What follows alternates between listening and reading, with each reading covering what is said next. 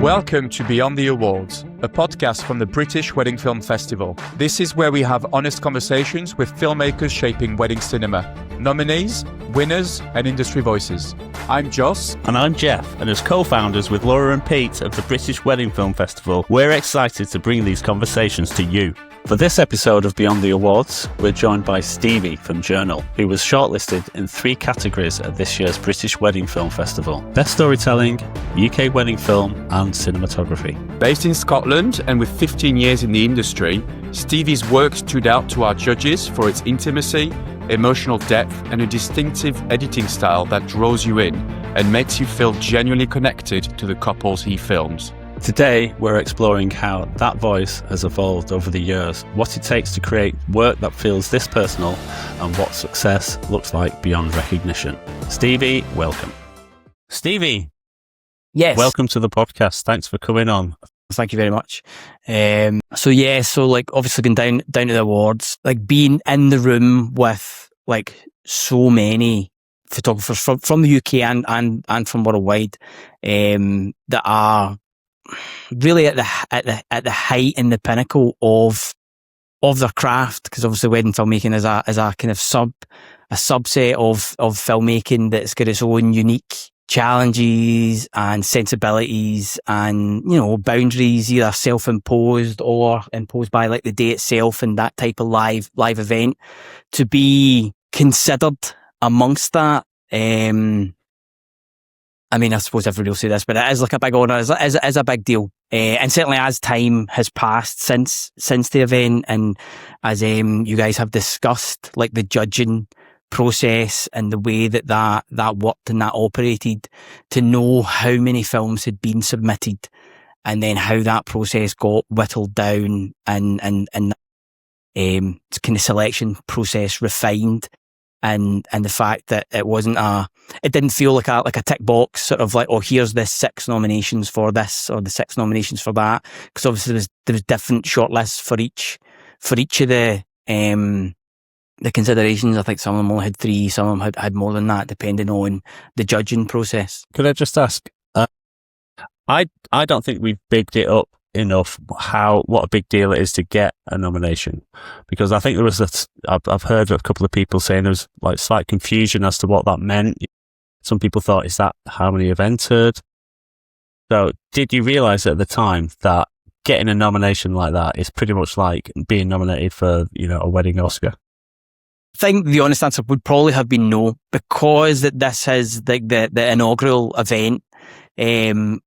We, like, as the kind of filmmakers and the people who had entered, you don't really know what to expect, because it follows its own format that's maybe not the same as the kind of more industry wide awards.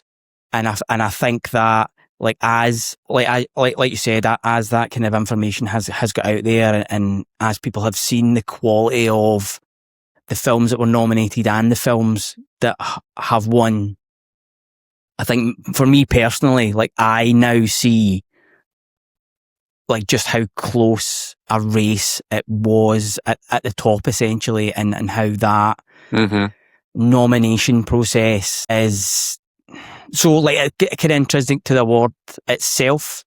And whilst it's nice to win, like to be in the conversation, like to be in the room, is certainly on a personal level, like super valuable, if that makes sense.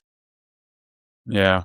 I mean, I was obsessed with your film, Stevie, because obviously, as you know, it's like, I guess as filmmakers, you know, we all the panel are filmmakers, and there's a tendency to have you've got not a bias, but more affinity with a style that kind of aligns with yours, because your films are a lot more patient and they're more, you know, I suppose the filmmaking style is a lot closer to what, as judges and as a panel, we've seen throughout UK entries.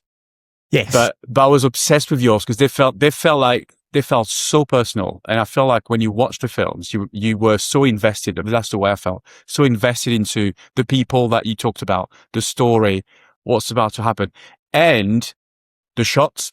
So we'll go through all of these things throughout the pod. But from my perspective, I was genuinely obsessed with your film. I've watched a few many times. And as Jeff said, the fact that you were recognized with a shortlist across 3 different categories, that's a massive achievement considering the caliber of entries we had. So yeah, from my perspective, loved it. And I hope you enter again next year because it was awesome.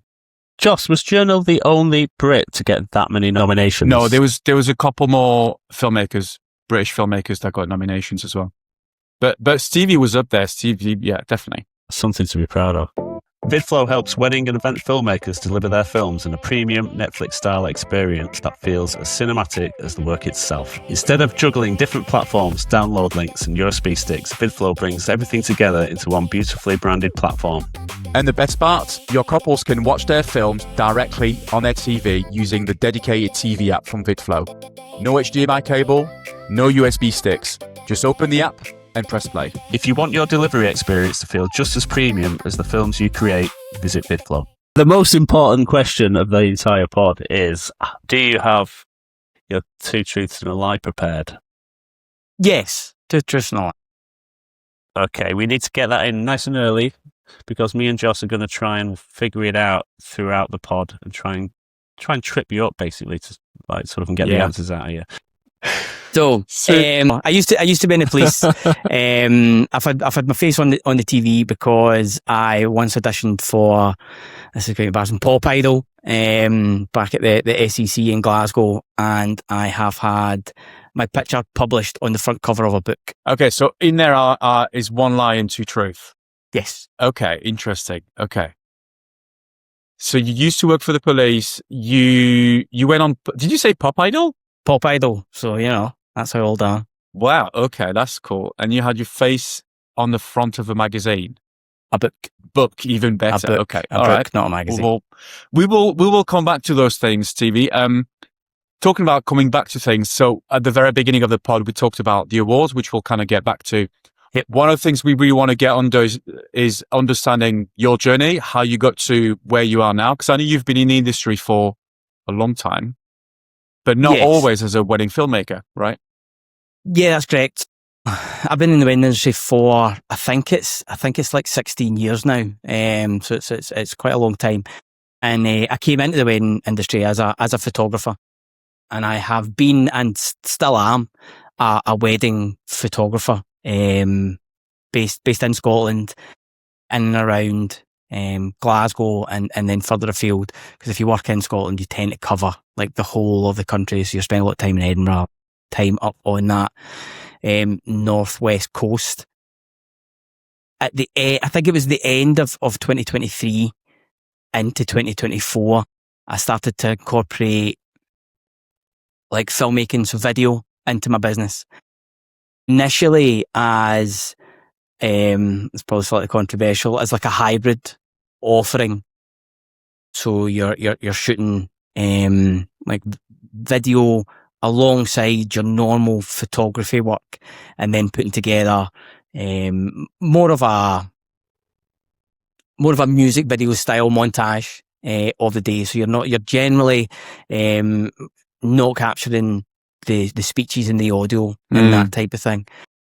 And I quickly realised that one, shooting video sort of reignited the creativity for me within the wedding industry, because I had done it for so long, and you end up, you get quite settled into your market and what it is that you deliver, and you maybe start to focus more on like the product or the service rather than like any kind of real creativity week in, week out, when it's like when you're doing something that is your job.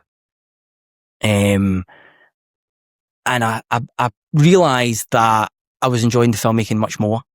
I was enjoying the freedom that it gave me, because I was going to say less responsibility, but there's different responsibility on the day. Your responsibilities lie elsewhere. Sure. So it's not really keeping a handle on the timeline as much as a photographer would in the domestic UK market, because we very often don't work with planners. So the day runs through a photographer more so than a videographer. But your responsibility lies in, making sure that you keep day running smoothly in terms of allowing yourself time to get set up for the various bits and the responsibility of audio and that type of thing. But it allowed me time to pick my shots more and to really look for what the story is or was on that particular wedding day, rather than it being a straightforward documentation of the day itself. I was able to weave my way through it in a different way that felt new and fresh to me. And after being in the wedding industry for a long time, like, that's really rewarding for me, and gave me a new... And what percentage of weddings do you do now, photo versus video, or both? Do you still do a bit of hybrid as well? I do very little hybrid now, because I prefer to focus on one or the other. I really enjoyed it. So last year I did a lot of hybrid work. I really enjoyed it, and it gave me access to like some amazing wedding days where I could tell both stories. Now in my business, the way that I film has like developed and evolved over like, a quite short period of time, but a period of time nonetheless. And I feel like it's not that what I was going to say is like one will suffer if you're trying to do both to a high level, but I don't actually believe that. I believe that the type of film I want to make would suffer if I was splitting myself like in so many different directions. So I think last year I don't think about it in terms of number of weddings, but more kind of like a percentage of the workload. Was probably 40% video work and then 60% photo work. Whereas this year, it's now nearer 70% video and 30% photo work, which I had. And you talked to Stevie about the move from photo to video and the, wanting to be more creative, or feeling like you can be more creative and kind of finding yourself in that again. How much of the photography background has kind of influenced or impacted the way in which you shoot now? Do you shoot differently? Are there moments you shoot the same? I think for me, it feels like it gave.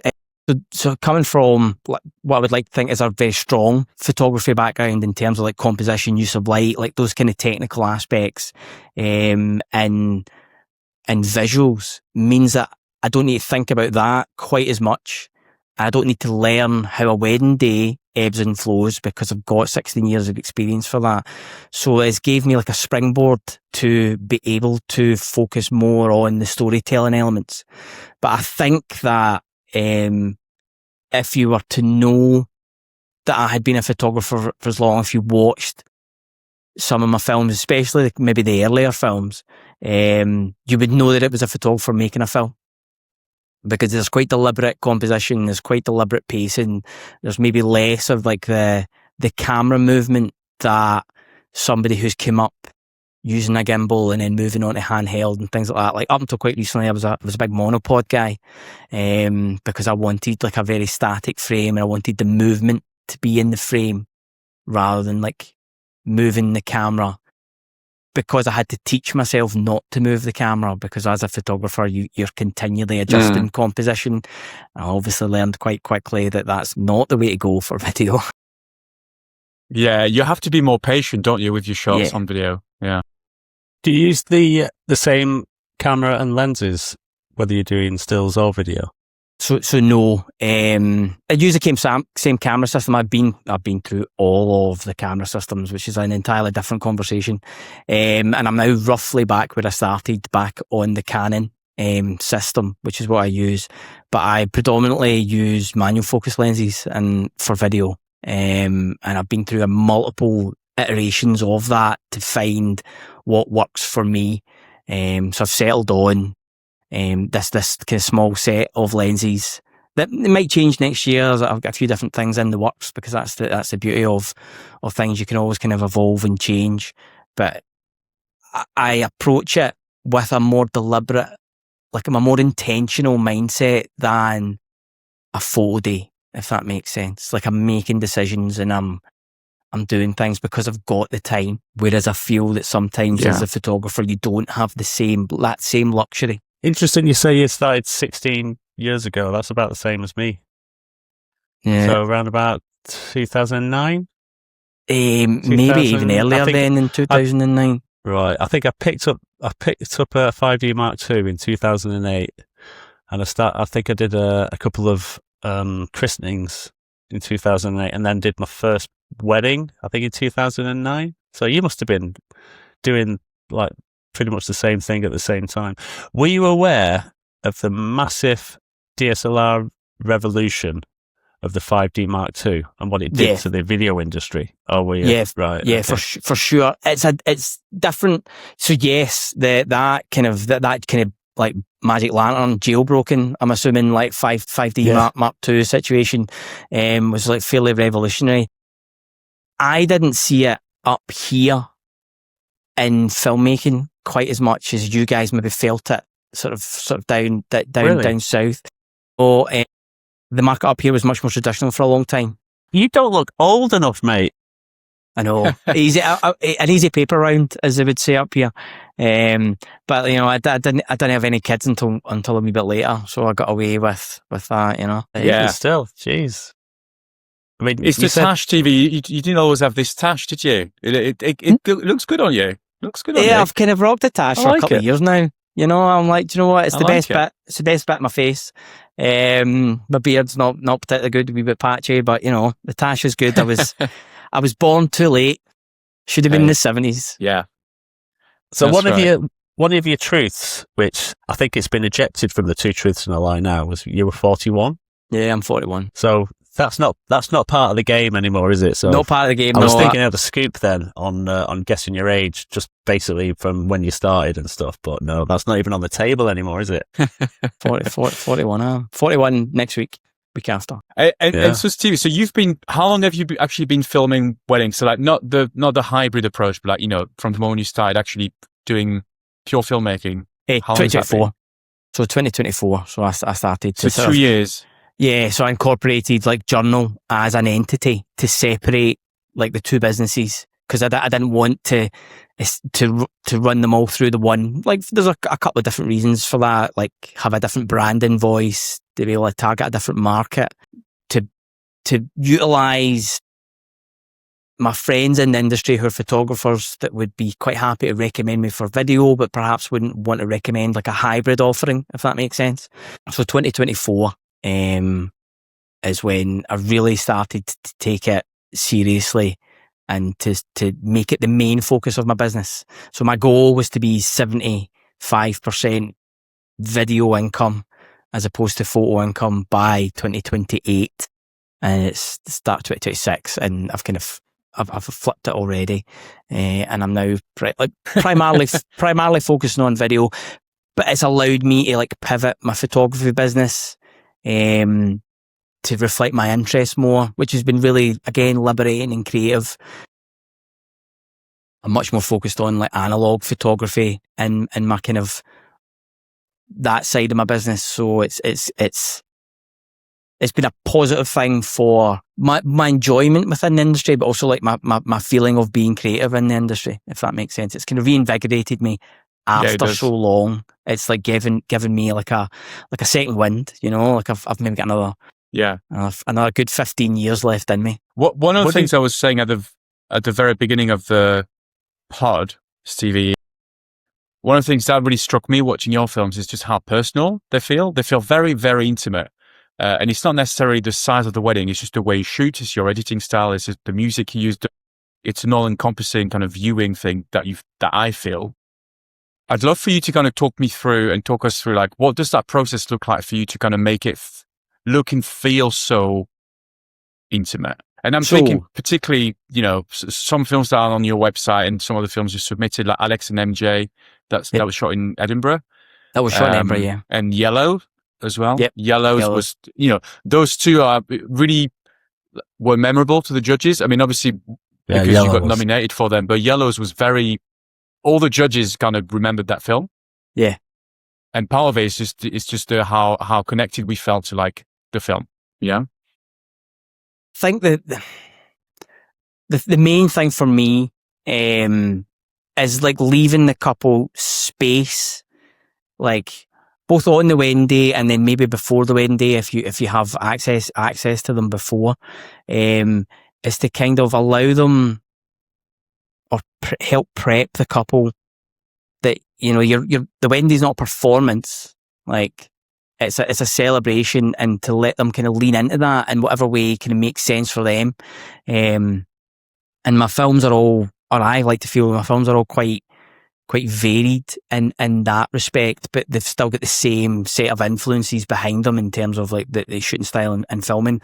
So Yellows, for example, they got married on Tyree, which is an island on the west coast. It's a 4-hour ferry ride. I don't travel on the ferry particularly well, but so I was there for a period of time. So myself, my wife, the dog, and the wee man kind of made a holiday out of it. It rained all week. We didn't leave the Airbnb once, I don't think.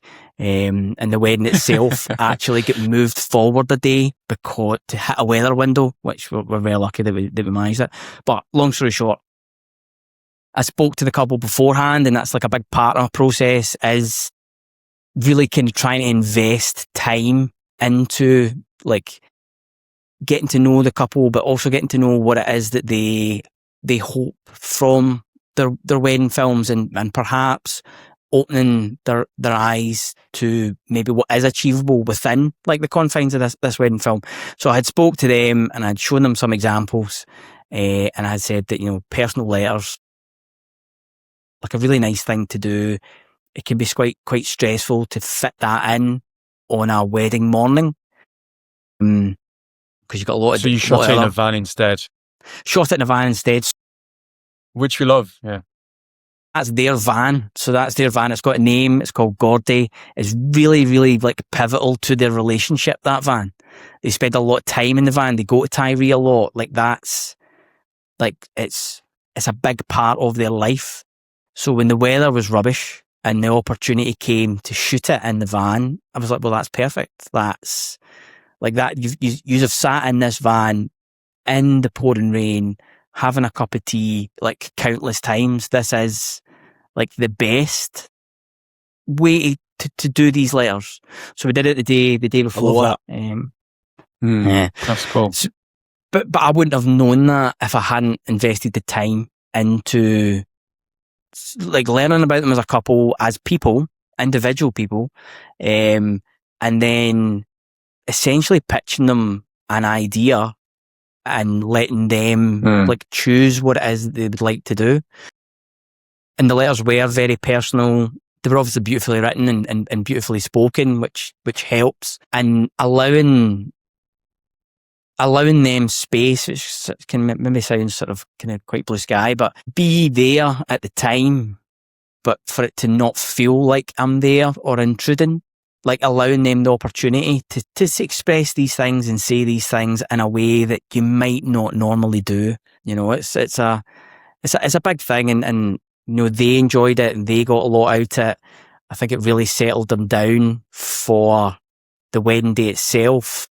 And then it also gives me like such a good window into them and their relationship that it helps me weave the rest of that story through like the things that I choose to film and the way that I choose to film them, and the bits and pieces that I pick up from these moments. Like I think that's really what made that film. It reminds me of the still motion ethos. Now, you've been in this game long enough to know who still motion are, haven't you? Although you weren't influenced up in Scotland, but they were massive at the time.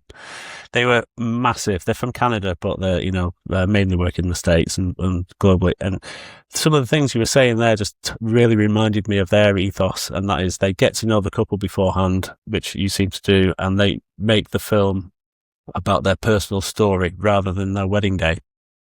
Just with their wedding day as a backdrop, and that's very much what I'm getting from you. So yeah, I love that. That's very much the way that I view like the wedding day itself. Like in terms of storytelling. So there's two I subscribe to the idea. It's not a new idea, but I really like work hard on it. Is that there's two narratives to a wedding day. There's like the obvious narrative, like which is the wedding day itself. We're here, we're having a nice time. There's not really any surprises on a wedding day. Everybody knows what happens at the end. Everybody gets their happily ever after. But the second narrative, the one that I find the most weight in, is like the why we're here, or the how we got there. And that story is told generally through the words that people say, either in vows, in speeches, in extra days filming, if you have like that opportunity and that luxury, either through interviews or letters or these bits and pieces. And it's then how you weave that narrative through the wedding day itself that is, well, that for me, that's what I feel like storytelling is. And if you can make it beautiful, or if it is beautiful, then all the better. Yeah, which I think is, I can tell. You were talking about actually, Steve, about like cinema influences. Were you kind of saying that at the start in terms of like shooting style? You kind of were influenced by other stuff? So I'm mostly influenced by, I would say, less. So for me, it's less cinema and it's more like independent documentary work. That's what I like. If weddings are cinematic, I would say the work that I like to do is more reflective of like good independent documentary work, which can still be cinematic and still be beautifully shot, but it's maybe a little bit more intimate. It's a little bit less set piece, shot tighter lenses a lot of the time. I'm kind of a big fan of like 50 and tighter. This is where I tend to shoot most of. It's where I tend to live, in that kind of 50mm to 8500 range. And it's a bit more about weaving through that audio and not relying on like a celebrant or a registrar, more like the people that are there. Yeah, and that shows, like, even the other film we talked about, which is Manifestations, where the bride, the idea of the film is the bride talks about, that's not really an idea that she kind of believed in, but in the end it is manifested. And it's very much what you're describing here, which is like that story comes together through what she says and what she's experienced in her lifetime, and that shows in the film. Yeah, like, so the best stories, the best films, the best cinema, the best books, they've all got some kind of arc to them where you've got like a conflict resolution and that type of thing. That's what like a lot of really good storytelling is. Like the hero has this kind of up and down situation, whereas you don't get that in weddings really. You get a joyous, happy day, which is amazing. So like, I don't think that I'm looking for conflict in my films, but like certainly like resolution and growth of the people is really important to me. So like Manifestations, MJ kind of talked about how she came to the UK and she was looking for like, somewhere to fit in, somewhere to belong. Like she's trying to develop as a person. And she met Alex, and that's how like that relationship came together. Yellow is like, it's quite a lot in that film about loss. Like both the bride and the groom, like Hamish and Hazel, they lost their mums, like, tragically young, and how that shaped their view of the world, their like outlook on life. And then, like, I suppose if you want to get deep about it, the healing that they got through their relationship together, is maybe not stereotypical wedding day narrative, but like, it shows their growth as people and the kind of essentially the foundation of their marriage. Yeah, I've said this in other places, but on a wedding day, there is no intrigue because you know what the ending will be, which is they'll both say yes. So what you do really well with your films is that you do build that intrigue with different layers. Like, we know eventually they'll say yes, they'll kiss, they'll dance, but there's certainly an underlying narrative that you build throughout the film that keeps the viewer interested, which I think is like, that's where you're really clever with your films. Thank you. I mean, I really appreciate it. I do work hard on that aspect. Like I don't say there's no surprises at wedding days, but there is anticipation. And that's why like a lot of my films perhaps focus more on the pre-wedding situation than the post-wedding situation. Because I like that feeling of like anticipation, and I like building up to that moment. And very often in my films, I don't necessarily show the moment of them getting married because it's maybe the least interesting moment of the whole day. You know, everybody's seen it a million times, backwards and forwards. I don't exclude it on purpose, but if it doesn't fit the flow of what it is that I'm feeling when I'm making the film, then I don't shoehorn it in.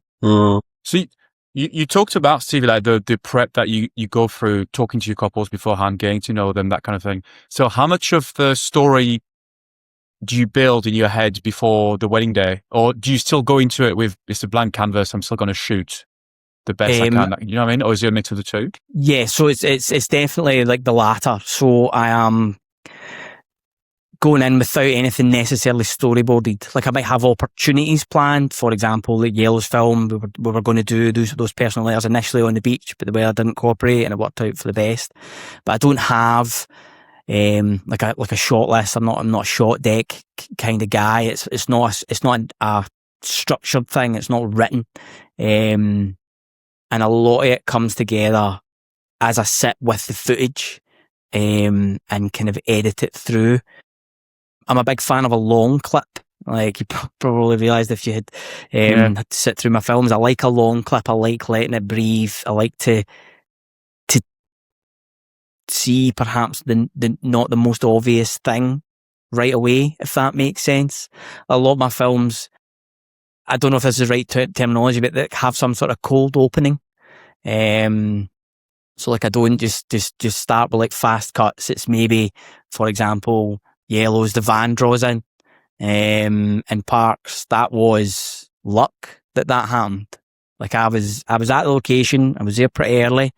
I knew which way they would come down, and I thought, that would make a really nice shot. That would be good. And I just hoped that they would drive down and park the van next to me. Which were you not trying to direct them like come this way for the shot? Here's the frame. Come this way. Yeah, it's like Tyree. There's not a lot of signal there. It is a great shot. Yeah, but that's like an opportunity that I've seen at the time, and I've tried to be patient for it, rather than scripting it, because I feel that if I don't want to see my hand in the film too much, if that makes sense. Like I don't want to see me directing if I can help it at all. It's more of a kind of light touch, and sometimes you get the shot, sometimes you get a different shot, but I suppose everybody will say something similar like this, but for me, especially coming from the folk world, like their experience of the wedding day is above everything else.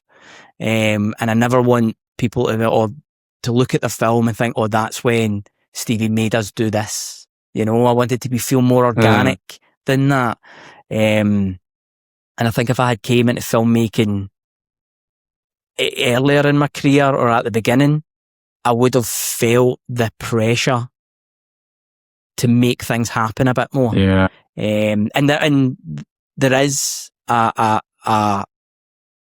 bunch of like filmmakers that make beautiful work, but they are interacting with their subjects a lot more than I am.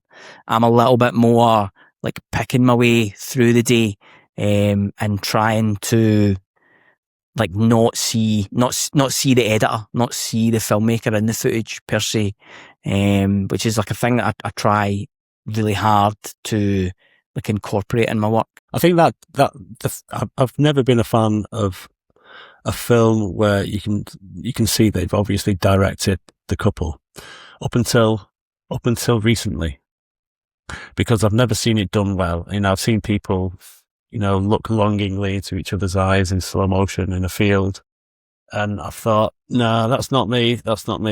But then, not me either. This new generation of, you know, whippersnappers from mainly abroad are doing creative stuff that you can only do when you direct. Yes, and it's really piqued my interest, and I'm probably too long in the tooth to try and relearn, you know, the craft now. But a young man like you 41. Would you ever be tempted to go down that route? Having seen, and on that subject, were you impressed by what you saw from the foreign filmmakers? That was a more directed kind of format with a creative kind of like thing behind it. And is it something that's influenced you? Something that might inspire you? The answer to that is both yes and no. I think so. Obviously, I'm quite aware of that. I don't know what you would call it, like in more European style. So it's very upbeat. There's a lot of like much wider angle shot. There's a lot of kind of like low down stuff. There's a lot more of that personal and intimate in a way that's different from like my work. My work's quieter, it's slower. I always describe my films as I make quiet wee films. I make quiet little films, maybe quite introspective rather than a more bombastic style. And bombastic is definitely having its moment and it looks beautiful. I think the answer is there's certain elements of it that I watched. I think, I can definitely incorporate a bit more of that in the right circumstances. So rather than try to shoehorn a more introspective UK couple, not necessarily UK couple, but like a more introspective, like sensitive couple into doing something like that, I wouldn't be comfortable with. However, I'd like to think I was adaptable enough that if there was that energy on a wedding day, that I would be able to like lean into that. So I don't think that I impose my abilities on the wedding film. Like I'm led by what energy the couple and the families and the environment has given me. And I think there is also that you get back in terms of work what you put out. So obviously a lot of my work is a little bit more on that slower side. So that tends to be the client and the couple that I will get a lot of inquiries from. Because if you're looking for +2, then you're looking in that direction. I think for me, the more personable is the word. So like the +2 films are beautiful. They've got this really unique, it's probably not unique, but they've got this really solid way of letting couples be themselves on their wedding day and that coming through in their films. So they do a lot of these kind of like off the cuff speaking to the camera and interacting with the camera that in no way feels staged or contrived or manufactured. And that's really interesting to me. Being able to do that type of thing would be good. Some of the shots are beautiful. I like a lot of, I used to say I don't like a lot of camera movement, but I like the kind of intimacy of what it is that these filmmakers will do a lot of the time with, maybe a slightly wider angle, maybe a slightly lower down shot, like using the equipment in a different way. For me personally, like a more scripted film is less appealing. On the subject of this style that's entering the market from the continent, like mainly, how did it feel to be put up against, the world basically? And do you think it's something you'd be confident to, put yourself into next year if it was like the same playing field as it was for last year? So I think for me, I don't think I crossed over quite as much in terms of nominations. I think that there is a mindset perhaps in the UK that is difficult to compete with destination weddings and destination filmmakers. And like the goal of destination work is perhaps a really, really strong draw for a lot of people. And there's a lot of different reasons for that. Like, it's easy to think that things will just be better if the weather's better or if the venue's better, or if it's a horrible thing to say, if the wedding is better. And there are things that happen perhaps in that more destination situation that is more difficult to shoot here. So for example, if you are a wedding videographer here and you've got a wedding on a Saturday, you need to think about how that wedding is structured in terms of the people that will be there. So a lot of your guests will finish work on a Friday at 6 o'clock. They then need to get themselves ready and go to a venue halfway across the country on the Saturday at 12:30 or whatever time it is that they need to be there. And then the wedding day goes from there. Whereas if you're shooting a destination wedding, everybody's there for a day, 2 days, 3 days beforehand. People are on holiday. The environment is very different. And the way people are interacting with each other is going to be different. So rather than thinking, right, I need to make my UK weddings look like this Sicilian wedding, I don't think that's the right way to look at it. I don't think competing's a funny word to use, and I think it makes sense obviously in the context of awards. But I'm making films for like my couples. Like the films that I submitted were the same films that I gave the couples. They were perhaps slightly on the longer side of the kind of recommendations for entry, but like that's the best film for that couple. Can I make a distinction between so a lot of the points you were making were kind of weddings shot in the UK versus weddings shot in holiday destinations. Yeah. But what about kind of being put up against just foreign filmmakers? You know, In the context of the award. So say there was a best an award for the best. I mean hypothetical now. Say there was an award for the best film shot in your local village. Okay, someone from some village somewhere in Holland, you know, shoots a film. And it happens to be +2 who are, you know, really, really good. And you shoot a film in your local village. How do you feel about sort of, you know, taking the world on in that context? What I'm asking is basically, if we like made it more and more global, would you still be entering? Or if we kind of cut it off more and made it more local, would you be more likely to enter? I mean, the short answer is if it was more UK based, I would probably be more likely to enter. Like, however, I shoot destination work. Like, it's not like I don't shoot that type of work. I think that from like my point of view, I suppose, was that I perhaps went into the awards not fully realising that it was such a global event. So the thing is, I wasn't surprised that the film's the one that won. You know, the best film's the best film. Like, let's be honest, that's the nature of it. But I did expect a little bit more of the UK market to feature a little bit more, if I'm honest.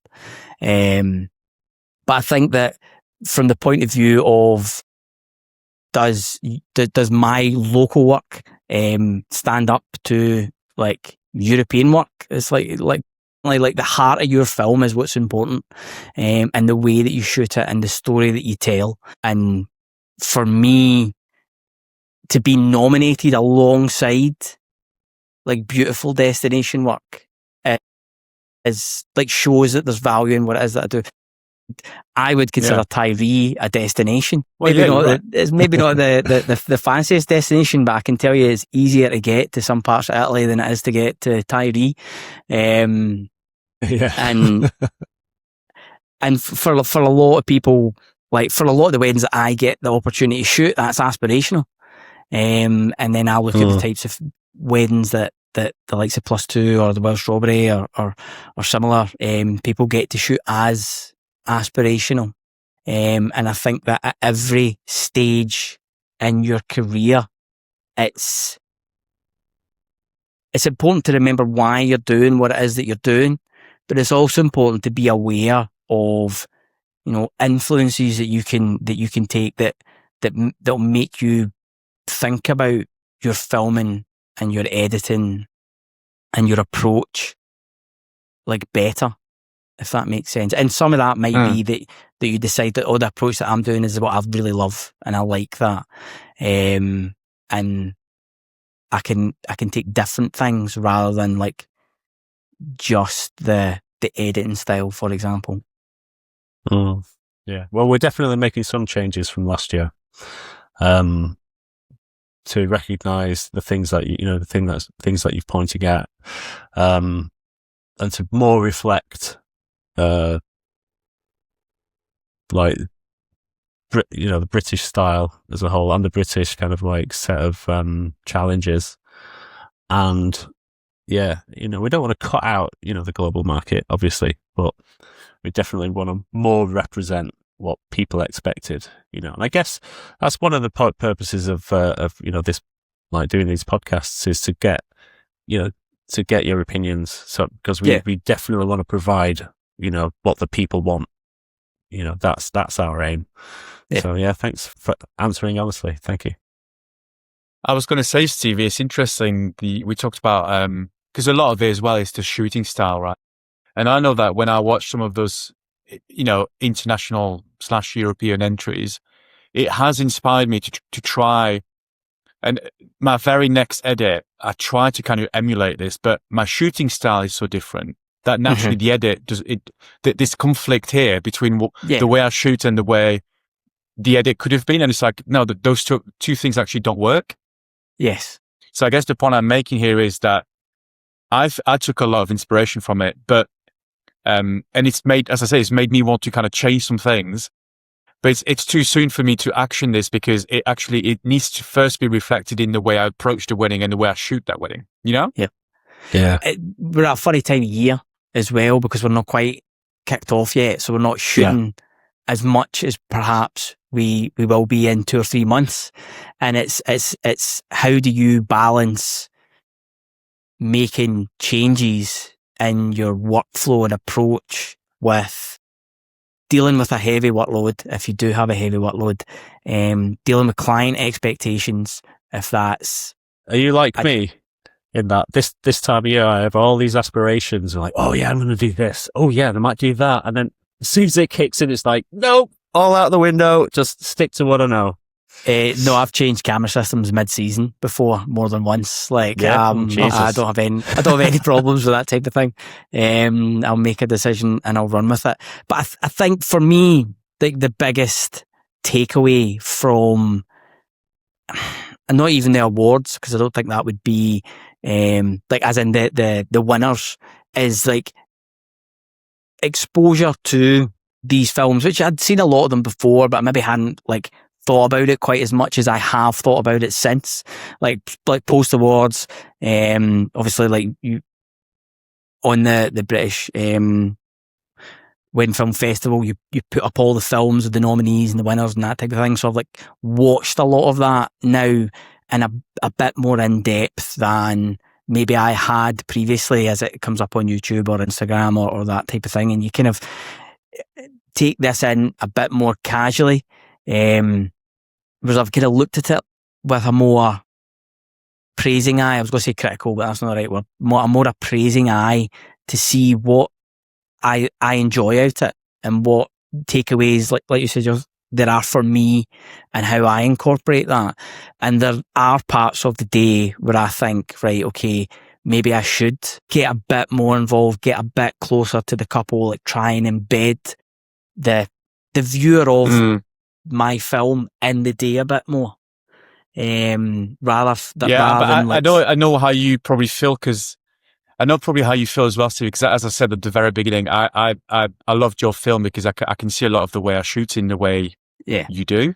And so if you think like me, it's still also really hard to put yourself in that mindset of like rethinking the shooting style to kind of fit. But I'm still taking inspiration. There's a lot of the way in which they frame stuff and things like the edit, bring in that sort of like ambient sound a lot more. There's so many things that I've taken from those kind of films, but certainly like shooting style, I'm like, am I prepared to, not like I'm like established and I've won Oscars or anything, but I'm like, am I ready to change the way I shoot a wedding day? I don't know. There's something I need to think about. I'm definitely with you there. I think kind of another thing that I would say that I did see in a lot of that work, especially now that I have like watched it a lot more, is there's a level or a layer of final polish in that work that I see as missing from my own work. Like, and I don't eat like, you know, like Plus Two, I know we keep talking about them, but it's a relevant example. There's a lot of camera movement and it can be shaky and it can be intimate and all that kind of thing. And that's not what I mean. I just mean in terms of like overall production. So like sound design, like colour grading, you know, exposure changes and that type of thing. Like you don't really see any of that in their work because it is a very like well-rounded, well put together, well polished, high production value, like film, rather than, you know, a bit more rough around the edges, sort of like somebody kicked a camera as I was moving, but it's the only angle that I've got type thing. Yeah, that'll do anyway. Yeah. So partly because we're nearly at an hour, and partly because I've got to do the speed run in a bit. Can we do? Yeah. Can you remind us of your 2 truths and a lie, and then we'll try and guess which is the lie. So 2 truths and a lie. Remind us. I've been on the front cover of a book. I once auditioned for Pop Idol, and used to be in the police. Crikey. I feel like I need to kind of ask you some questions like on what I lie to you or something, because I haven't got a clue. I haven't got a clue. They're just such a weird bunch of facts. God. I don't either. So I think the Pop Idol thing has got to be true, because where would you pull that from if you're making up a lie about yourself? That's got to be true. What else? The book. I would say the book. I'm like, what book would you be on the cover for? I can't think. On the cover of the book. The cover. Front cover. Unless it might be a big group of people. And you just one of them. How to Grow a Tash in 10 Days was the book. That was a book. Yeah. What's go on, Stevie? I'm going with the book cover, and Jeff is going. What are you going with, Jeff? And what was the other one? The book cover, the Pop Idol, and the police. Police. I reckon police is the lie. So I was in the police for 7 years. I joined the police when I was 19, and I left the police to go into the wedding industry. Essentially, I was on the front cover of a book about Europe. This is me here. Amazing. Look at that. So back in the days when you used to take pictures for fun, you used to put all your work on Flickr and that type of thing. And this publishing house got in touch. I remember those were the days. So you actually made up the. Yeah, I don't actually. I kind of panicked a little bit. So you actually pulled that out of somewhere that you auditioned for Pop Idol, and I believed you. I can't find it. That's funny. I mean, I thought the moustache would give away the police thing, you know, CID moustache. Yeah. So that would be right. I was going to ask you actually at one point, what did you do before you were a photographer? And you would have had to say, I'm not allowed to tell you. I would have had to say, I would have given it away. That's it. That's me there. All right. Well, thanks very much. There he that's is. Amazing. So, Nice. thanks very much for coming on the podcast. It's been No, thank you great very to much for having me. get to know you It's some an more. honour. Thank you. Thanks, Thank you Stevie. very much.